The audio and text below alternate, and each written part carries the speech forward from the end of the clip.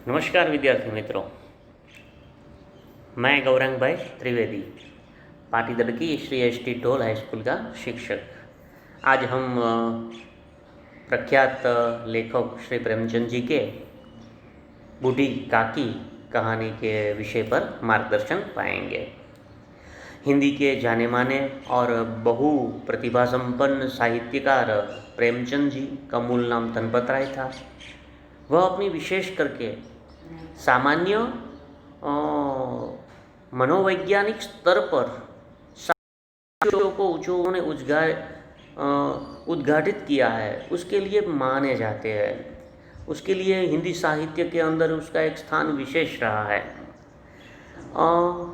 आज हम हमारी 10वीं कक्षा के अंदर दूसरा जो पाठ है बूढ़ी काकी जो कहानी है, इसके विषय में हम समझने का प्रयत्न करते हैं। बूढ़ी काकी प्रेमचंद जी ने ऐसे दयनीय वृद्धों की अवस्था के विषय पर हमारा ध्यान खींचा है, जिनको सदा ही उपेक्षा ही मिलती है। अपनी हर क्षण वह जीना चाहते हैं, अपनी इच्छा से करना चाहते हैं, लेकिन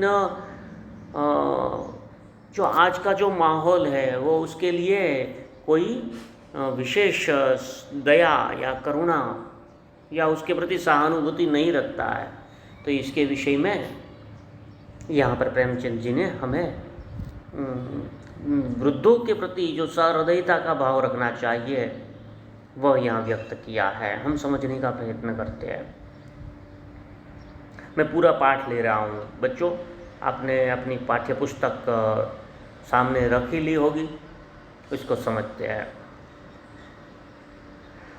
बुढ़ापा बहुधा बचपन का ही पुनरागमन हुआ करता है। देखिए, बच्चे और बूढ़े दोनों एक जैसे ही है। दोनों के अंदर कोई विशेष ऐसा नहीं है। दोनों का एक ही जैसे मन है, एक जैसा ही है। बच्चों को भी पा लेना है, बूढ़ों को भी वही लगता है कि मुझे भी पा लेना है। और विशेषकर बूढ़े जो होते हैं उसके पास अब ज़्यादा दिन नहीं है, कुछ साल है, तो वो बच्चों से भी ज़्यादा जिद्दी या अपनी ही दुनिया में मस्त हो जाता है। उसे पा लेना है, कर लेना है, खा लेना है, पी लेना है। तो यहाँ बूढ़ी जो चाची है उसके लिए यहाँ पर विशेष लिखा है कि बुढ़ापा बहुधा बचपन का ही पुनरागमन हुआ करता है। बूढ़ी काकी के जीभ के स्वाद के सिवा न और कोई चेष्टा शेष थी और न अपने कष्टों की ओर आकर्षित करने का रोने के अतिरिक्त दूसरा कोई सहारा है। समस्त इंद्रियां हाथ पैर जवाब दे चुके थे।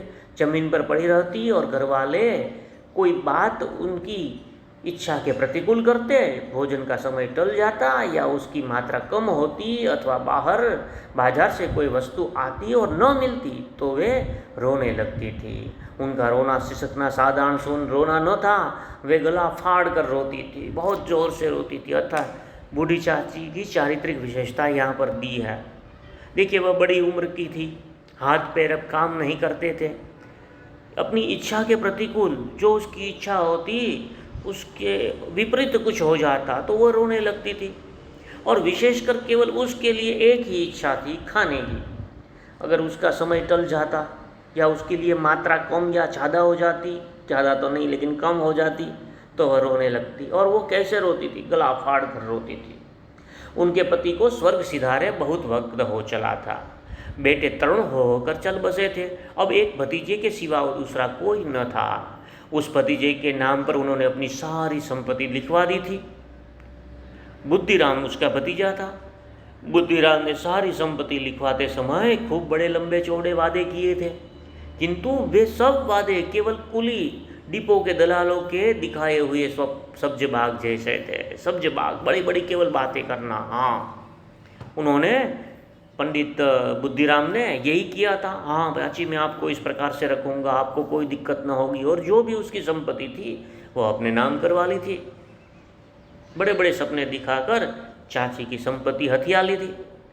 यद्यपि उस संपत्ति की वार्षिक आय कम न थी, तथापि बूढ़ी चाची के पेट भर भोजन की कठिनाई से मिलता था। चाची को पेट के लिए खाना, उसको जो चाहिए था वो बड़ी कठिनाई से देते थे। लड़कों का बूढ़ों के प्रति स्वाभाविक विद्वेष होता है। और फिर जब माता पिता का यह रंग देखते हैं तो वे बूढ़ी काकी को और सताया करते हैं। अच्छा देखो, यहाँ जो पंडित बुद्धिराम है, उनकी पत्नी का नाम रूपा है, वह दोनों बूढ़ी चाची के प्रति अच्छा भाव नहीं रखती थी। तो जो उनके संतान थे, उसका संतान का नाम सुखराम था, उनकी लड़की का नाम लाडली था। हालांकि लाडली उसके प्रति प्रेम रखती थी, लेकिन जो उसके लड़के थे अन्य, वो भी देखते थे कि माता पिता भी इनको सम्मान नहीं देते तो हम भी नहीं देंगे।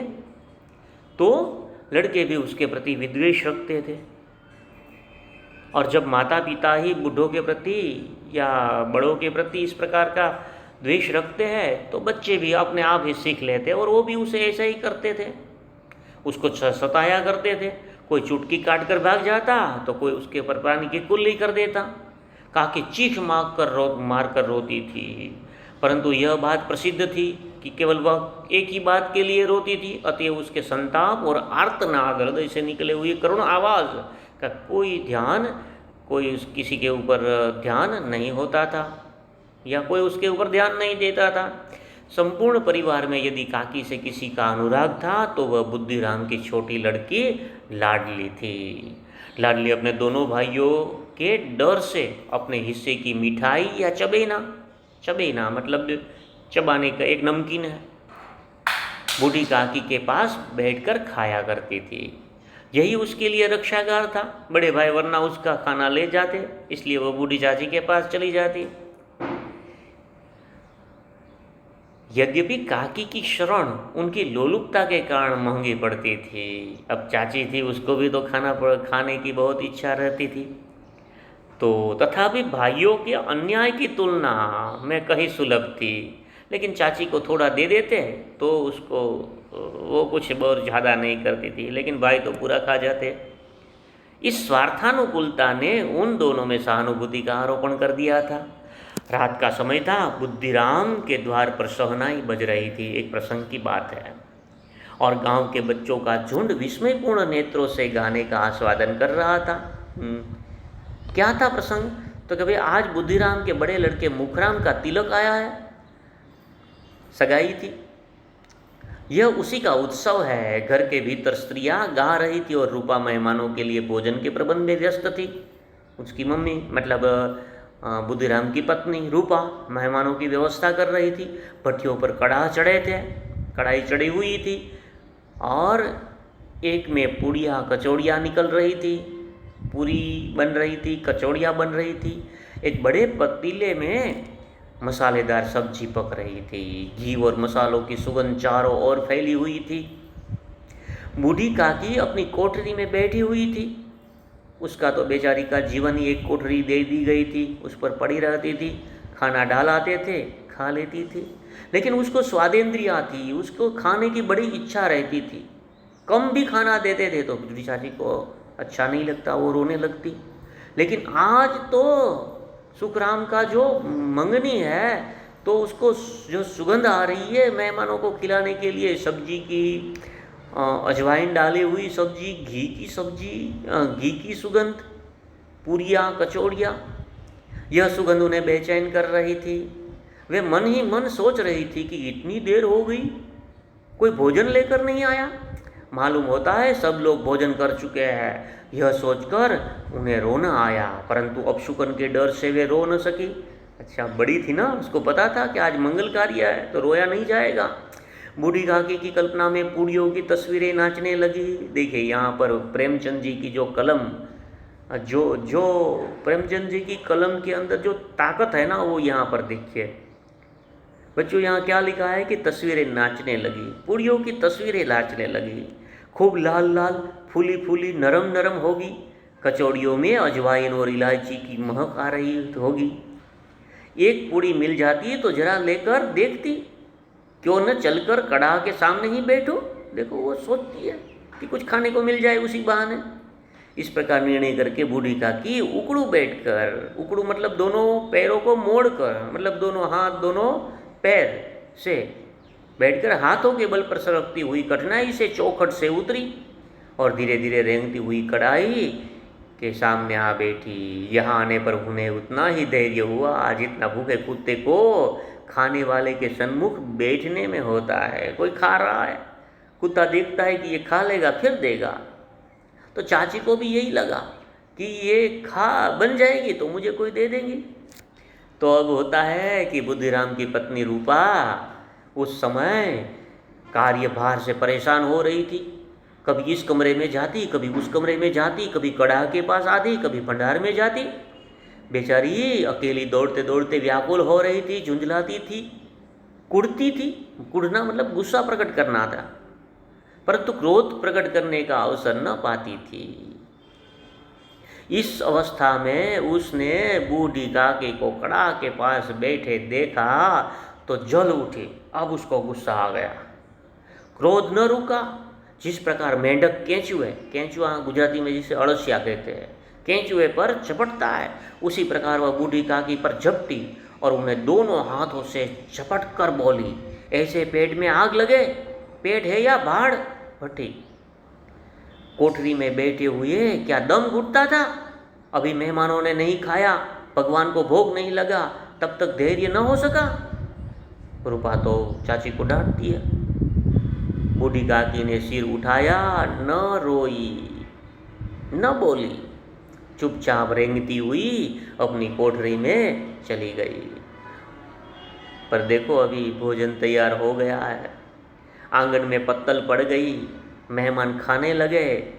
बूढ़ी काकी अपनी कोठरी में बैठी है। बूढ़ी काकी अपनी कोठरी में जाकर पश्चाताप कर रही थी कि मैं वहाँ क्यों गई, कहाँ चली गई। उन्हें रूपा पर क्रोध नहीं था, अपनी जल्दबाजी पर दुख था। सच तो यह है कि मेहमान लोग भोजन न कर लेंगे, घर वाले कैसे खाएंगे जब तक मेहमानों को नहीं खिलाया जाएगा। मुझसे इतनी देर भी न रहा गया, अब जब तक कोई बुलाने न आए न जाऊंगी। देखो बड़ी है ना, समझती है। मन ही मन इसी प्रकार का विचार कर बुलावे के इंतजार करने लगी। वह मन को बहलाने के लिए लेट गई और धीरे धीरे गीत गुनगुनाने लगी।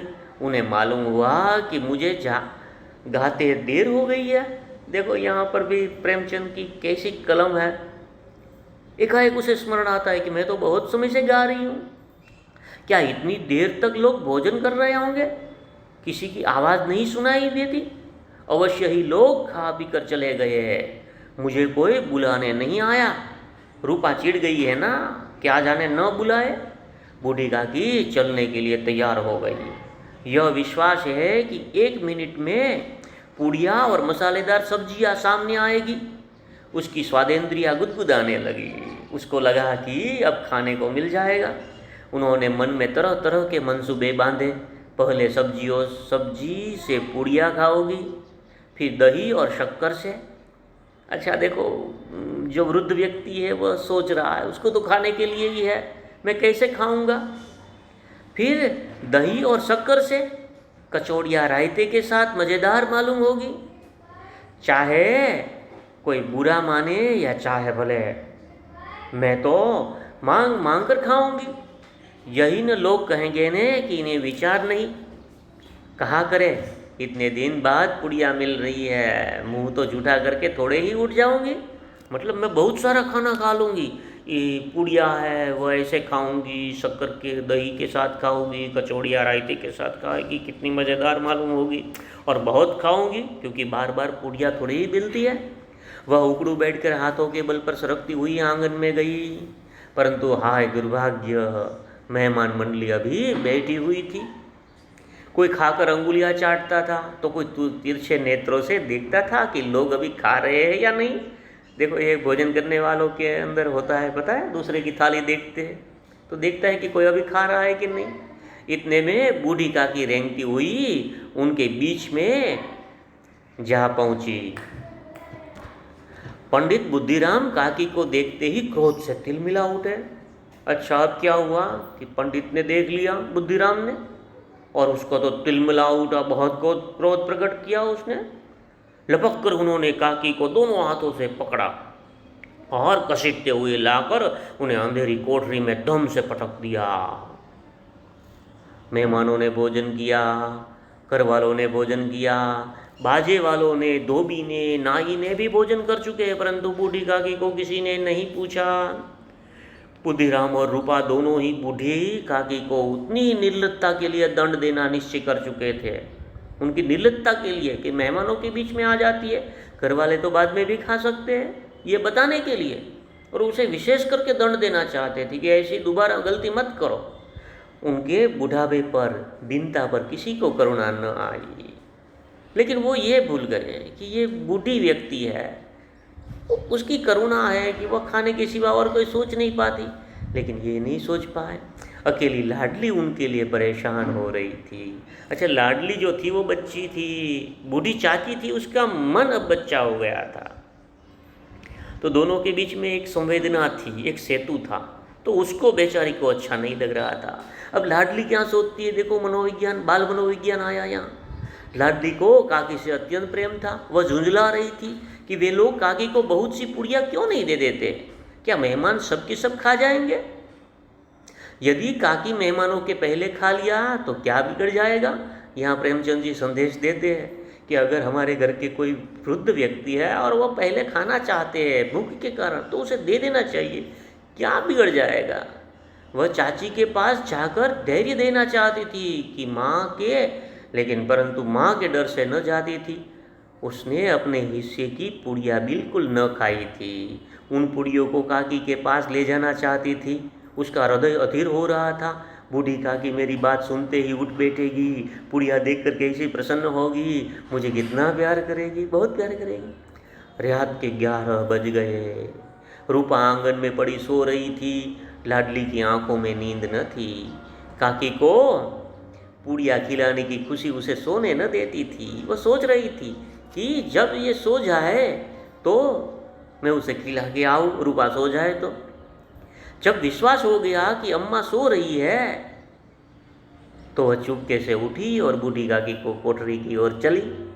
बूढ़ी काकी अब देखिए उसकी स्थिति क्या थी। जब पंडित बुद्धिराम ने उसको वहाँ पर फेंक दिया, छोड़ दिया, तो बूढ़ी काकी को केवल इतना ही याद था कि किसी ने मेरे हाथ पकड़कर घसीटा, और फिर ऐसा मालूम हुआ कि जैसे किसी ने पहाड़ पर उड़ाए लिए जाता है। पहाड़ पर चढ़ गई और उनके पैर बार बार पत्थरों से टकराए, तब किसी ने उन्हें पहाड़ पर दे पटका और वे मूर्छित हो गई। अब वे सचेत हुई, फिर उसको स्मरण आया कि अरे मैं तो कोठरी में हूँ, कि जरा भी आहट न मिलती थी। अच्छा, कोई आवाज़ ही नहीं थी। उन्होंने समझा कि सब लोग खा पीकर सो गए हैं। यह विचार कर काकी निराशामय संतोष के साथ लेट गई। आज बेचारी को खाना नहीं दिया था। ग्लानि से गला भर भर आता था, रोना चाहती थी, मेहमानों के डर से रोती न थी। उसने सोचा कि कोई मेहमान सो रहा होगा तो कैसा लगेगा उसे। देखिए उसको ये विनय है, फिर बड़ी है ना वो। सहसा उनके कानों में आवाज़ आई, काकी उठो, मैं पुड़िया लाई हूँ। काकी ने लाडली की बोली पहचान ली, चटपट बैठ गई, दोनों हाथों से लाडली को टटोला और उसे गोदी में बिठा लिया। लाडली ने पुड़िया निकाल कर दी। अच्छा, पुड़िया निकाल कर दी तो क्या हुआ? काकी ने पूछा, क्या तुम्हारी अम्मा ने दी है? लाडली ने कहा, नहीं, मेरे हिस्से की है। काकी पूड़ियों पर टूट पड़ी। बहुत भूख लगी थी, खाने की कब की इच्छा थी। 5 मिनट में पिटारी खाली हो गई, जो पात्र लाई थी खाली हो गया। लाडली ने पूछा, काकी पेट भर गया? जैसे थोड़ी सी वर्षा ठंडक के स्थान पर गर्मी पैदा करती है, अनुभव किया है ना आपने, थोड़ी सी बारिश आए तो गर्मी बढ़ जाती है, उसी प्रकार से उसी तरह थोड़ी सी पुरियों ने काकी की क्षुधा को और इच्छा को और उत्तेजित कर दिया। उसे और ज़्यादा भूख लगी, खाने की और इच्छा हुई। बोली, नहीं बेटी, जाकर अम्मा से और मांग लाओ। लाडली ने कहा, अम्मा सो गई है, जगाऊंगी तो मारेगी।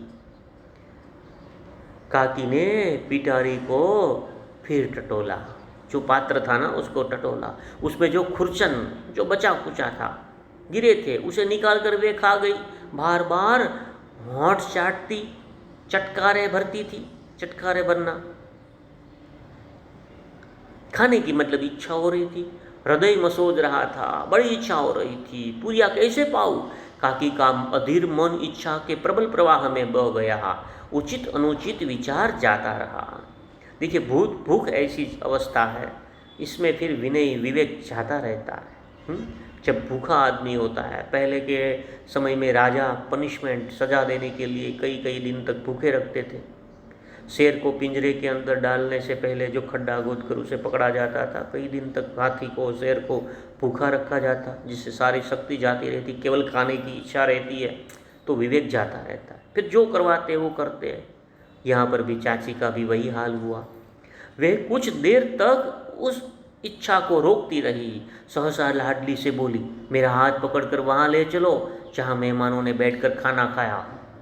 लाडली उनका अभिप्राय समझ न सकी। उसने काकी का हाथ पकड़ा और ले जाकर जूठे पत्तलों के पास बैठा दिया। काकी पत्तलों से पूड़ियों के टुकड़े चुन चुन कर खाने लगी। देखो, जो ऐंठ पड़ा था ना, वहाँ बचा कुचा पड़ा था, उसको खाने लगी।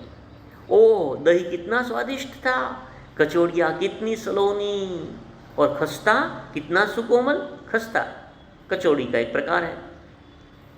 काकी बुद्धिहीन होते हुए भी इतना जानती थी कि मैं वह काम कर रही हूँ जो मुझे कदापि न करना चाहिए। बुद्धिहीन तो केवल इतने ही थी, उसको खाने की इच्छा थी, खाने के लिए वो विवेक नहीं जागृत करती थी, उसको नहीं समझ में आता था। लेकिन अब उसको ये तो पता था कि ये मैं झूठा खा रही हूँ, मैं दूसरों की झूठी पत्तल चाट रही हूँ। परंतु बुढ़ापा तृष्णा रोग का अंतिम समय है। देखो बच्चों, ये सविस्तार विस्तार में आएगा, बहुत अच्छी पंक्ति है, सविस्तार नोंद कीजिए, इसके अंदर बड़ी अच्छी पंक्ति है। बुढ़ापा तृष्णा रोग का, तृष्णा मतलब इच्छा का, इच्छा नाम का जो रोग है, सबको इच्छा होती है, उसका अंतिम समय है। मतलब उसके पास समय अब नहीं है। बुजुर्ग व्यक्ति को कुछ साल बचे हैं, मान लो कुछ मास बचे हैं, तो वो जो भी इच्छा है उसको पूरी करना चाहते हैं। इसीलिए तो सबसे घर के अंदर जो वृद्ध होते हैं उसको सबसे पहले थाली दी जाती है, सबसे पहले पूछा जाता है कि आप क्या चाहते हैं, उसकी इच्छा पूरी की जाती है, क्योंकि उसके पास जिंदगी नहीं है। अंतिम समय है जब संपूर्ण इच्छा एक ही केंद्र पर आ लगती है, उसको जो चाहिए वो उसे पूरा करने के लिए प्रयत्न करते हैं। बूढ़ी काकी में यह केंद्र उसकी स्वादेंद्रिया थी, जीभ थी, खाने की बड़ी इच्छा। ठीक उसी समय रूपा की आंख खुली। अच्छा देखो, देखा बनता कैसा है। अच्छा, रूपा है वो नई पीढ़ी का प्रतिनिधि है, लेकिन वो भली भी है, ऐसा भी नहीं है कि वो बुरी है। अब देखो, उसका हृदय यहाँ पर प्रेमचंद जी ने व्यक्त किया, उसकी हृदय में जो भाव था वो व्यक्त किया। ठीक उसी समय रूपा की आंख खुली, उसे मालूम हुआ कि लाडली मेरे पास नहीं है। चौकी, चारपाई के नीचे इधर उधर देखने लगी कि कहीं नीचे तो नहीं गिर गई। बच्चे अक्सर गिर जाते हैं चारपाई से। उसे वहाँ न पाकर वह उठी तो क्या देखती है कि लाडली झूठे पत्तलों के पास चुपचाप खड़ी है और बूढ़ी काकी पत्तलों पर से पूड़ियों के टुकड़े उठा उठा कर खा रही है। ऐसा दृश्य देखा उसने। रूपा का हृदय सन्न हो गया, कुछ सोच विचार नहीं कर पाई, बहुत दुखी हुई। वह दृश्य था जिसे देखकर देखने वालों का हृदय कांप उठते हैं। ऐसा प्रतीत होता था मानो जमीन रुक गई, आसमान चक्कर खा रहा था, संसार पर कोई विपत्ति आने वाली है। रूपा को ऐसा लगा कि कोई बड़ा पाप कर दिया है। रूपा को क्रोध न था, न आया। शोक के सन्मुख क्रोध कहाँ। देखो कितनी बड़ी पंक्ति है। जब शोक दुख आता है तब क्रोध नहीं हो जाता। जब करुणा का भाव उदय होता है क्रोध नहीं आता। करुणा और भय से उसकी आंखें भर आई। इस अधर्म के पाप का भागी कौन है? अरे, मैंने एक व्यक्ति को खाना नहीं दिया। उस सच्चे हृदय से गगन मंडल की ओर हाथ उठाकर कहा, है परमात्मा, मेरे बच्चों पर दया करो, इस अधर्म का दंड मुझे मत दो, नहीं तो मेरा सत्यानाश हो जाएगा, मेरा विनाश हो जाएगा। मैं किसी को खाना दे सकती थी और मैंने दंभ के कारण नहीं दिया।